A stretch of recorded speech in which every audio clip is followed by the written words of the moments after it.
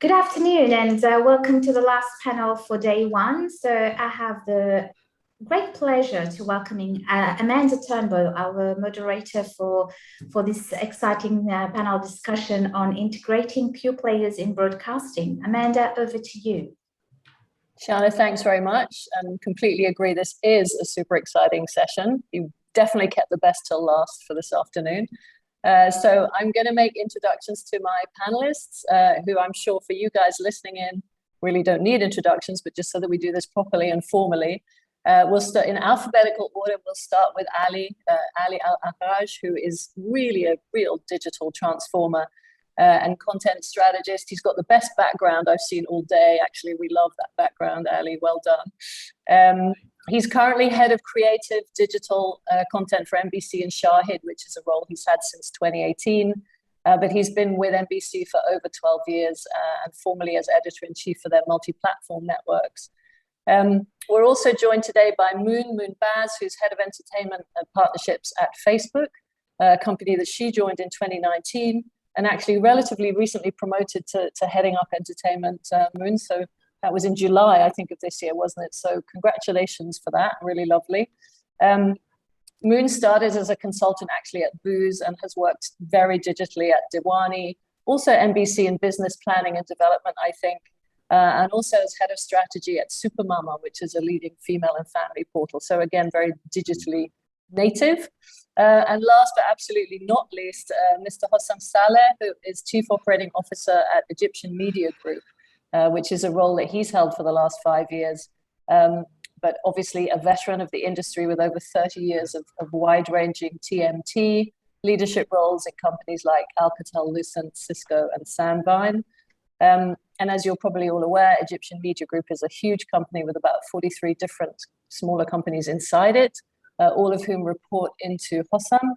I think probably what we're interested in is to talk more about the free-to-air channels in entertainment, in series, in food, news, sport, of course, and also, of course, Watch It, which we're very interested to find out more. So I think, why I'm so excited about the panel is it's really great timing for this. We've had such an interesting couple of weeks with all the noise around Squid Game on Netflix, and a real explosion of awareness driving viewing, literally, I mean, outside the Korean and Asian markets from kind of a standing start.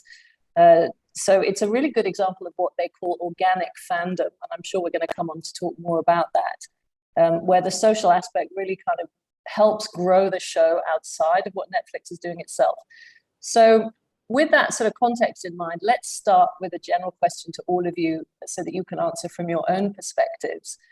So really, how have the relationships between pure players and broadcasters evolved in recent years? From sort of being relatively separate, from being frenemies maybe, to now a very symbiotic and collaborative relationship, I guess. So maybe, Hossam, shall we start with you, if that's okay? Talk to us about how your relationship with social media has developed over the recent times. Thank you, everyone, for being here. I'm pleased to join this exciting panel. Actually, if we talk about the broadcasting and free-to-air channels, especially because this is what we really have here. At the beginning, working with the social media was not the target that we are running after, or the management running after. However, in the past, like let's say more than 5 years, it's like 7 years or maybe 10 years, the start of are we going to have the social media part of the business, not a complementary to the business? Because in some of the free-to-air channels, they have their broadcast, their content, and the content varies. If you, as you have just said, we have few channels that are working in different areas, entertainment, news, food, and so on. So the concentration was on the viewership of the people on the free-to-air channels on the television. However, with the move of the moving into the smart devices, with the smart devices, we move everything to the digital, everything to have most of the channels are streamed. So we started integrating the social media into what we are doing. So to raise the viewership, we use the social media to push for raising the viewership. And plus we started to have measurements that are coming from the social media itself, because we cannot measure real measurement for the viewership except for a few studies, and those studies or those researches are based on methodologies that are old methodologies. Because for the free-to-air channel, if you don't have digital encoding and decoding, you cannot really have the measurement how many viewership you have for each program, for each content. So what you start to do, that you get your recommendation coming out from listening to the social media, listening to the internet, and getting your the studies from there to implement or to affect the content on the screen itself. So social media is now maybe 70 to 80% represents the what we really care at the management side, that we can measure few things from there and affect on the content that is on screen. However, we started to produce certain content for the social media. It's we use our brands that are generated at the free-to-air TV channels, and we started using the same brand and have its own content for the social media, based on how the social media works, be it YouTube, on Google, on Facebook, on whatever, based on the model they are having on those platforms. We used to have our own content there. Plus, the content we are producing for the platform or the digital platform Watch It that you have just mentioned, to have more content there. So social media affected big time that we have more than a route to go with the free-to-air channels, which we are still considering and still focusing on. Okay, so that's great. I mean, there's a lot of things that you've raised there that I'd like to come back to around, how you might cross-promote and whether or not your social media gives you a slightly different audience demographic. But Ali, maybe let's come to you now. So again, with Shahid particularly, I think there's been an enormous amount of work in this space. Would you just take us through how you use social media and how that's evolved for you in terms of your strategy?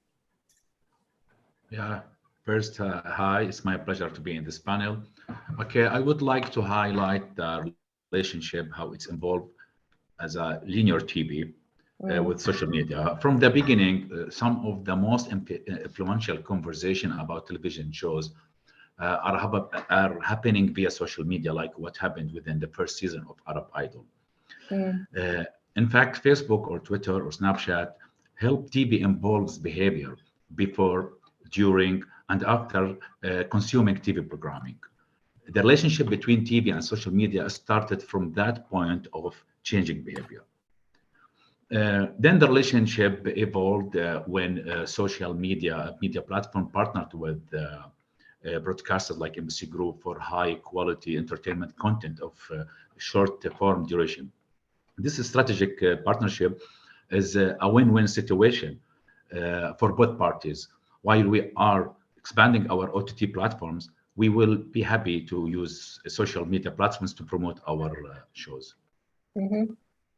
Okay, and I mean, as we get more into the conversation, I'd really like to understand a little bit, because in the preparation for this, you've talked to me about the exclusive content that you're making and the fact that your backstage content is something quite unique.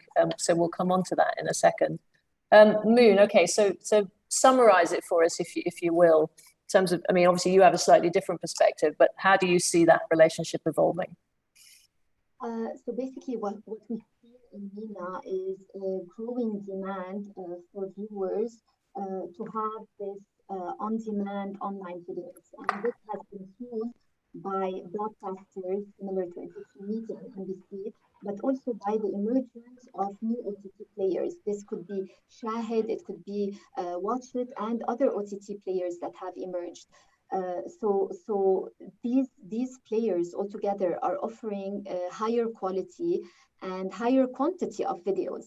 And we've seen it on Facebook Watch.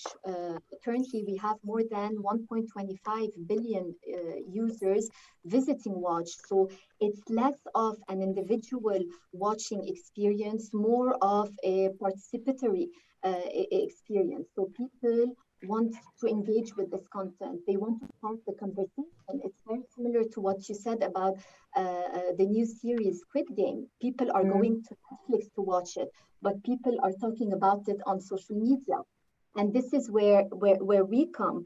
And our close partners, Egyptian media, NBC, and others, are leveraging the tools and the features available across social media platforms to spark engagement, to grow this community, and have this conversation happening. Yeah, okay. I mean, that's for sure. So, I mean, why don't you go in a little bit more detail to some of these tools that would perhaps pick up on what Hossam said as well about how you can use social media for measurement, audience measurement, a better understanding of, you know, even perhaps commissioning.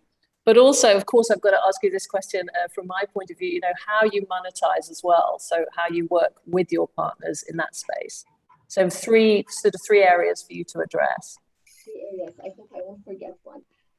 So basically, Facebook, Instagram offers the tools, the features available to our broadcasters to utilize them as they please. We have different products that spark engagement, like Facebook Live, like the paid online events, like the groups, like Reels, like Stories. So all of them are utilized basically to extend their viewership beyond TV. So they could get to new audiences. I could see a video on social media, let's say on Arab Idol, and I didn't know that Arab Idol was running on NBC. And then this will drive me to go either on NBC linear channels or on their VOD Shahid to watch this.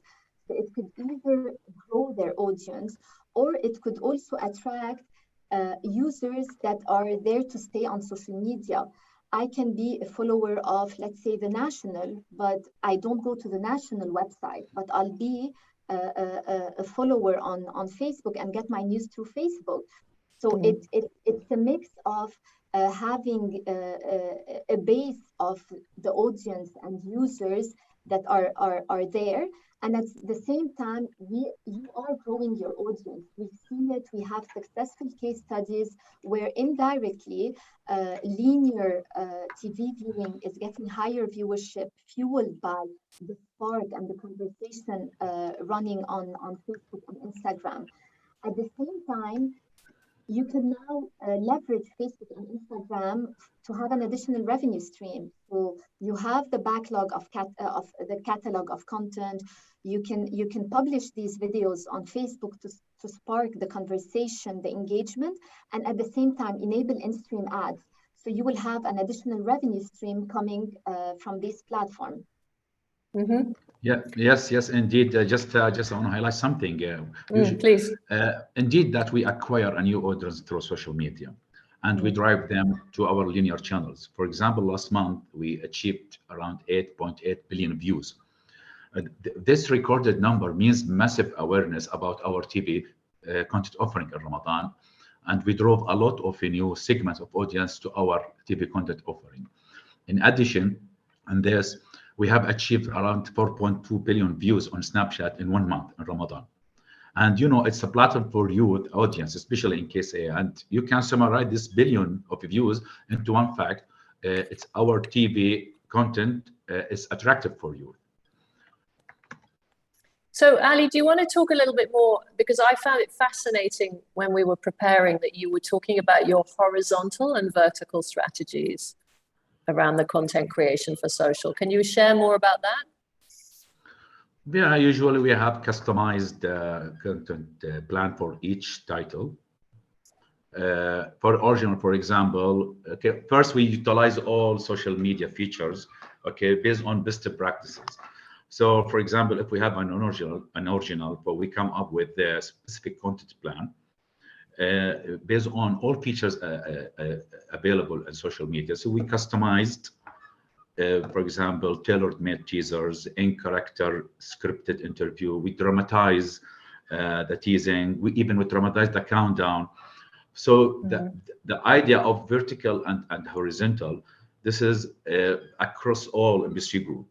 So it's every single title now we have a specific content plan for this title, and based on best practice, and this content we publish it on the all platform in different distribution plan and different treatment and different content offering. Okay. And I mean, do you have a particular case study that you could share? I mean, perhaps again about a specific show, maybe in Ramadan, or I mean, the point with Shahid now is that you need new shows all the time. It's not just in that Ramadan window anymore, right? So how is that working for you? For example, we have كل أسبوع في يوم جمعة. It's a criminal show with Mina Shilabi. It's the first original in Shahid. So based on data, we come up with content strategy for each platform, how this kind of content should be published in Snapchat and Instagram and Twitter, etc. So we make media kit and we write the scripts for this micro content, and we supervise backstage production. We have alignment, we have collaboration with the production house. We agreed to shoot this kind of content in different format. For example, we have vertical, we have horizontal format. So this is we make big, massive awareness before the show, and during the show we push the engaging content, and after the show we make like the conversion for binge watching. So every step was planned from the beginning, and absolutely we acquire massive audience from social media to Shahid based on this content strategy. Yeah. Okay. All right. So Hassan, maybe from your side, and again specifically with Watch It, can you talk us through some examples of where you've been very happy with the results from this collaboration across broadcast and social? You need to come off mute. Yeah. Thank you. Definitely, the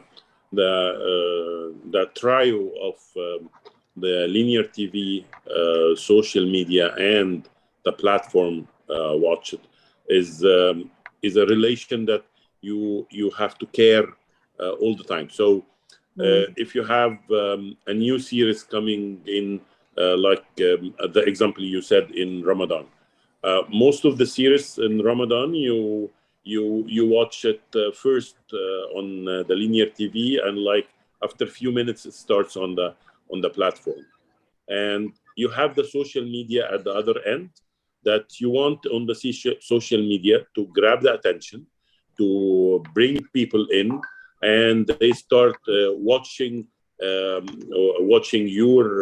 your series on the platform. It's either on the platform or on the linear TV. So sometimes, and I think that Ali has the same at his end, sometimes you have the competition internally between the platform and the linear TV, and you want to bring more advertisement into the linear TV. However, in the subscription VOD or SVOD, you have to bring people there without advertising, and you have both worlds are working together, and you have to manage the relation between both of them, and to manage the relation on the social media itself, because the social media is a platform by itself that brings the attention of the people to go and watch your TV series, and especially if you have a network of channels, and the network of channels are broadcasting different series at the same time. So you want to bring attention to like 3-4 titles same time. You want to people to go for the subscription based platform. and to watch the few things that you have on the social media that will bring more attention. So it's always an equation that is based on the content itself and based on how do you see the demographics of the viewers, because sometimes the demographics of the viewers are coming from some point in Egypt, in outside Egypt, and you find that this part of the world is really interested into one of the series that you didn't make the calculations at the time that this part of the world will take this series as the most admired one. So you start pushing with the studies, with the listening to the social media, you start pushing the content into that area and start the let's say advertising on the social media at that point. So you start spending money there to bring the money, the channel of the revenues coming from the other part at your end. Yeah, I can see that. So I mean, since you've raised it, then let's just talk a little bit about revenues. Moon, why don't you start us off? Talk about the complementary revenues, the ads in format, if you can, generally speaking, the revenue share. Just give us some context around that. Sure. So we've launched monetization around 3 years back across key countries in MENA. Monetization is when a publisher enables in-stream ads on their platform. This is a purely programmatic way of selling, whereby the publisher would get 55% of the revenues and Facebook would get 45% of the revenues. So what we've done to incentivize leading publishers like MBC and Egyptian Media is we are offering content deals. Content deals is in no way commissioning content. It's offering publishers a minimum guarantee for them to publish their content on Facebook. We're talking about short-form content. We're not talking about long-form content. So in no way competing with a linear channel or with an OTT channel. At the same time, we give the full flexibility and control for the publishers to decide which type of content they want to include. So they decide, it's their page. The whole objective of this incentive is for them to grow their own page and to be able to have a steady revenue stream coming from Facebook. So this is across in-stream ads. In addition to that, we do have products that enables partnership on Facebook, but where the deals happen off platform. So we do have the branded content handle, the sponsorship handle that could be used. So let's say a certain publisher will sell a sponsorship across a certain TV show. They can now sell the Facebook audience. It's a deal that is done with the brand directly. Facebook has no involvement, but they leverage the audience of Facebook and they leverage the tool basically. And unlike TV, you can have targeted marketing. You can have a targeted reach. You can measure the demographics of the audience and all of these details. We have tools available like Creator Studio, it's a one-stop shop available to all publishers where they could check their earnings, they could check and measure the performance of their content, they can understand their audience better, they can understand when their audience is online, and they can have a better visibility of what type of content is working. Okay, yeah, well, that's a very thorough answer. Thank you. So flipping that over then, Ali and Hossam, from your perspective, what do you feel that you're, in the sense of being a traditional broadcaster, what do you feel you bring to social media, just to turn that around a little bit? First, we are not traditional media. We are the leader in the market and the most significant factor for Arabic content. And when you say we, you mean both of us, yes? Absolutely, Hossam. Just to clarify. Hossam and Ali, yes? Okay. So based on that, like absolutely any global platform would love to partner with MPC to get our values and reach. I think on the supply side of the TV, the increasing role of a social media platform in driving engagement is giving birth to a new range of technology products that facilitate the publication of media assets on these platforms. For example, Avid has introduced the social media hub, offering the news channels the possibility to integrate the new social sharing functionality to the Avid Media Central platform. And also there is an automated clipping service publish clips both online and on social media without a human involvement to produce time-sensitive content.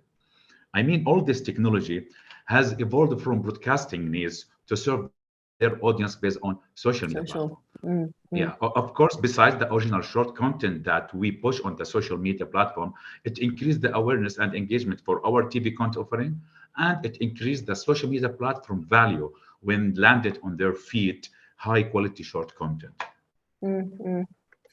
Okay, and Hossam, is there anything you want to add to that? Actually, Ali covered most of it, and my belief that this combination will continue working like this for quite a few years, and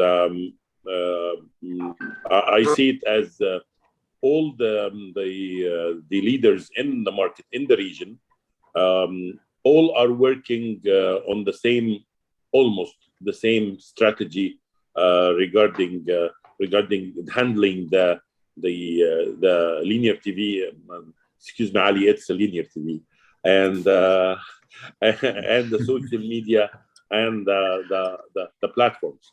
So that's normal that you will have this running all across all the time. And the great thing that large organization like ours, you always have the team that works on watch it. You have the team that works on the linear TV or the broadcast free TV, and you have those people are working on the social media.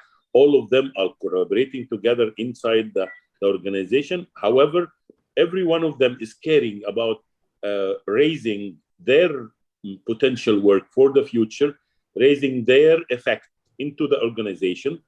So you always have like a light competition between teams internally that leads to better positioning for yourself as a large organization that can accommodate all kinds of business.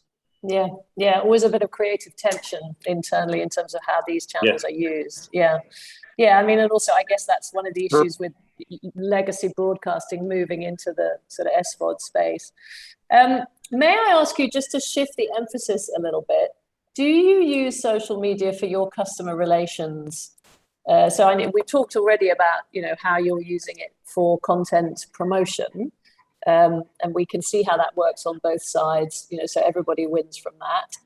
Moon's audience gets nice pieces of content to watch, the SVOD or the linear gets a boost and potentially in the audience.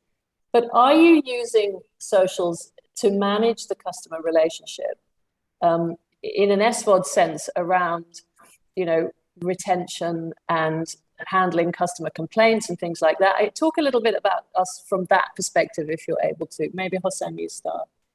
Yeah, absolutely, we are doing this. Absolutely, we are using social media as part of first as part of the PR. So you use your social media as part of the PR to communicate, to stay in touch, and then it goes into beyond this to cater on the customer issues, customer complaints, or customer suggestions, because sometimes you have suggestions on the content that you are producing. And that's the difference between the platform that has a ready-made production and the channels that are making production for their own, for shows that is coming on every day or every week.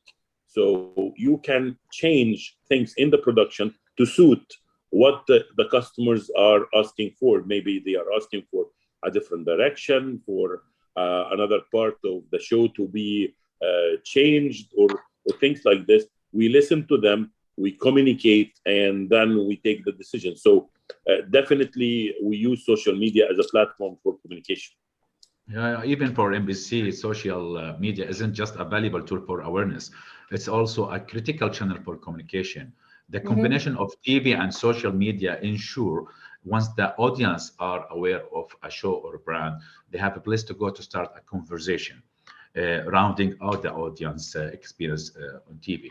Also, the insight from social media or from OTT or TV rating, even TV boxes are strengthening the impact of TV strategies, helping content makers or marketeers to create content relevant to our target audience.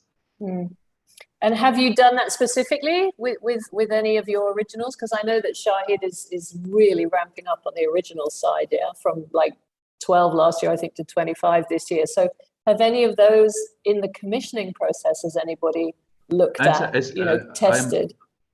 I'm not in a position to answer these questions because it's the OTT business platform has different stakeholders. But in the end, for example, so if let's say that we have any new season for any format, usually we come back to the data. Okay, so we break it down, we dig deeper, what kind of content was very successful and very attractive and applicable for our audience, and we start to reutilize or to match this point with that point to come up with the new solutions, just to stop repeating ourselves and to innovate to new content offering. Absolutely, all our decision based on data driven. Okay. All right, Moon, let's come back to you. Yes, I think you something to add. Yes, I mean, this is why we're here, right? For them to leverage our platforms, to understand what the audience want more of. We have a lot of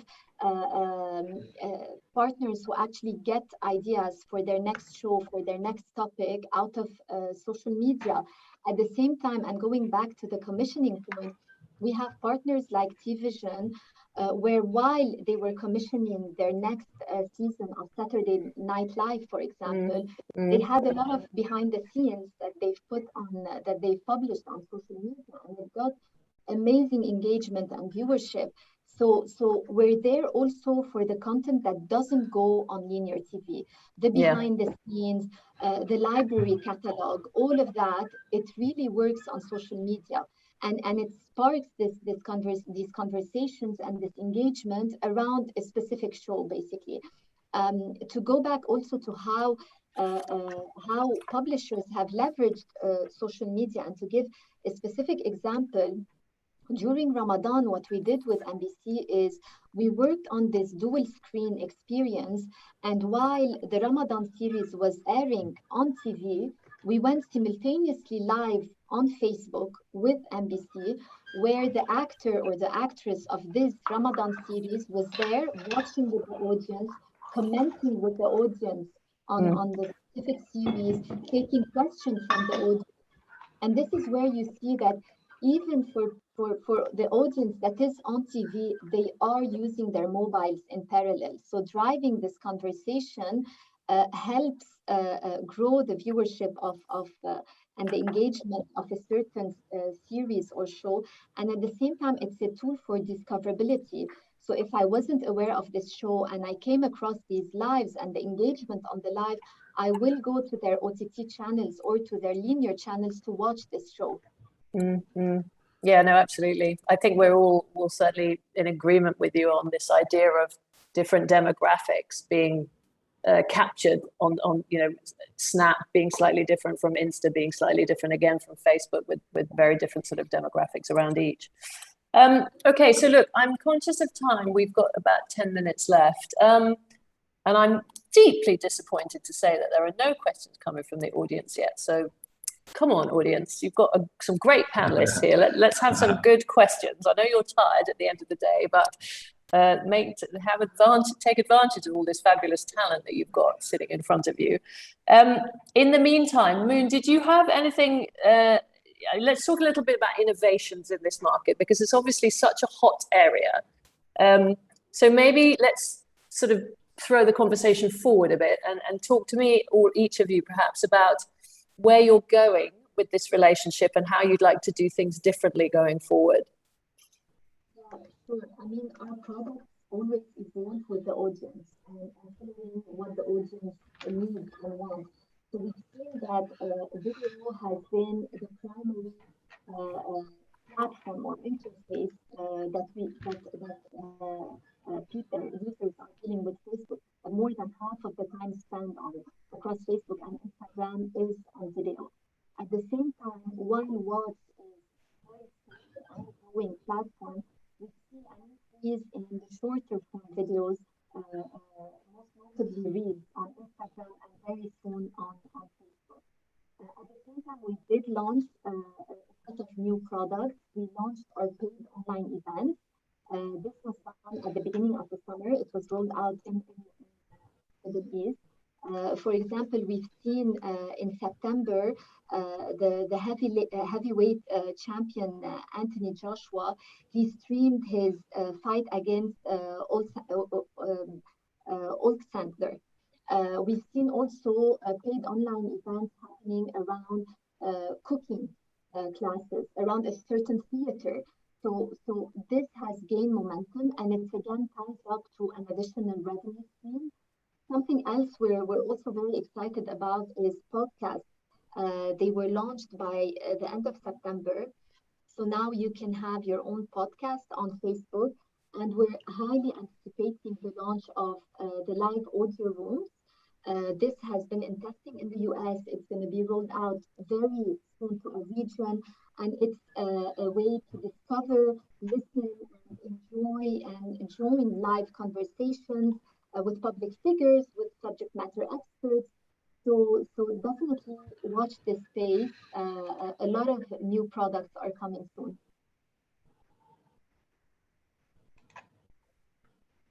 I've just done that terrible thing when I'm on mute. So again, this sense of building community and you know, leveraging that engagement and that passion for sure. I mean, certainly, you know, Fatifit, which is part of the Discovery stable here, has really used that with fantastic effect around it, certainly around food events. And I think it works nicely with sort of passion verticals. Ali, is there something you want to say? You've got your hand raised. Yeah, exactly. I want to give to Moon two in my wish list, two scenarios. Okay. Great. So it's either it's from social media platform or from any technology company. It's the AI and machine learning. I believe that it will bring richer solutions to content owners.